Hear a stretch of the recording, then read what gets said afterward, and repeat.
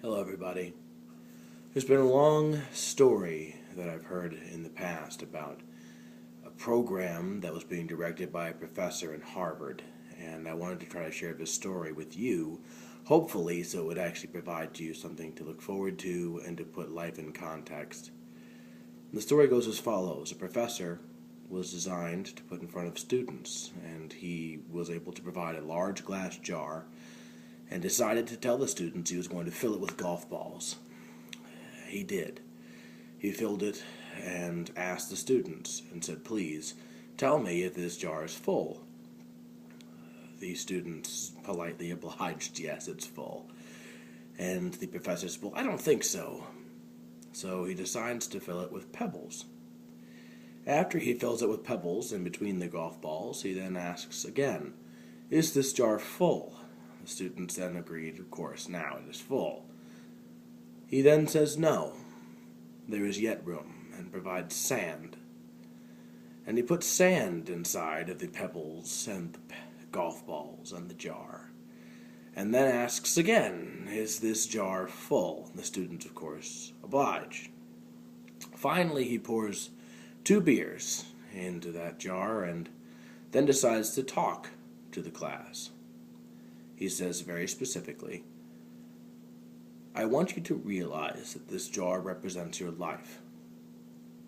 This jar has golf balls, pebbles, sand. The golf balls represent things in your life that matter. They represent the important things like your health, your job, your friends, and your family. Please note that all of these golf balls are exactly the same, and that giving any more attention to one than the other can lead to harm. You need to consider yourself, your job, and your friends and family equally." He then continues on to the pebbles and says that these pebbles represent problems, stating that these pebbles represent things in your life like individual problems, like hardships, got in a car accident, had a tiff with a loved one, ended up having to reprogram my plumbing or, learn a new skill at my office. All of these things happen to be problems, but they are not as large as the golf balls. And again, that the golf balls are all the same size, not to give one more attention than the other, but certainly more attention than the pebbles.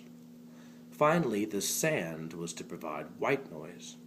It was indeed the white noise that is everything else in your life. I mean, there's pebbles out there, but the actual problems of the pebbles require attention, nearly not the same as things like white noise, such as individual politics of your community or what Katy Perry was wearing at the Grammys, although I'm a fan.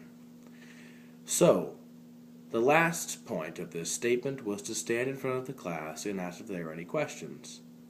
The classmates all looked at each other and had relatively nothing to say until one man in the very front of the community said, "Can you explain the beer?" He then looked at the class and said, "Ah, that is just simply to represent that no matter how much your life is full, there is already a bit of room for 2 beers amongst friends." Now, I hope that this lesson has given you something to think about, and more importantly, something to consider when you're moving forward with your daily life. Remember that important things like the golf balls far outweigh, in terms of space and size, everything else that matters. You should be concerned about who you are and about where you're going. Don't rest on this concept of being okay or the fact that everything in your life is relatively equal.